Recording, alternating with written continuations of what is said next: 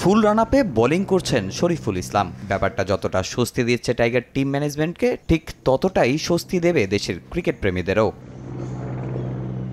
নিঃসন্দেহে বাংলাদেশের পেস ইউনিটের অন্যতম ভরসার নাম শরীফুল ইসলাম। পাকিস্তানের বিপক্ষে প্রথম টেস্টে 10 উইকেটের জয়ে বড় অবদান রেখেছিলেন এই বাঁহাতি। তবে দ্বিতীয় টেস্টের আগেই পড়েন ইনজুরিতে, ছিটকে যান স্কোয়াড থেকে। অবশেষে সেরে উঠেছেন শরীফুল। ফুল রান আপে মিরপুরে দীর্ঘক্ষণ করেছেন অনুশীলন।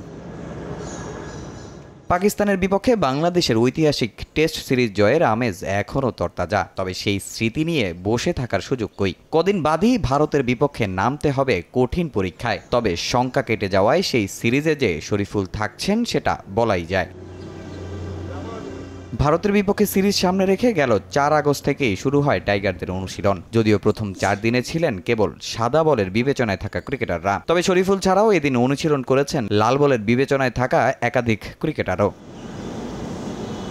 পাকিস্তান থেকে ফিরে এদিন প্রথমবারের মতো অনুশীলনে যোগ দেন মুশফিকুর রহিম। ওয়ার্ম আপ শেষ করেই চলে যান সেন্টার উইকেটে। দীর্ঘক্ষণ ঝালিয়ে নেন ব্যাটিংটা। তার সঙ্গে যোগ দেন লিটন দাসও। মুমিনুল জাকির হাসানরাও দীর্ঘ সময় করেছেন ব্যাটিং অনুশীলন।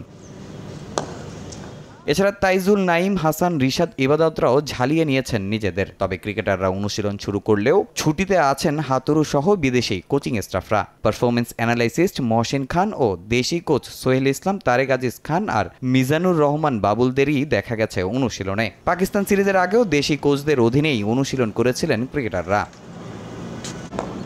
আগামী বৃহস্পতিবারই দলের সঙ্গে যোগ দেওয়ার কথা হেড কোচ চান্ডিকা হাতুরু সিংহে সহ বাকি কোচিং স্টাফদের। আর 2 টেস্ট ও 3 টি-20 খেলতে আগামী 15 সেপ্টেম্বর দেশ ছাড়বে বাংলাদেশ দল।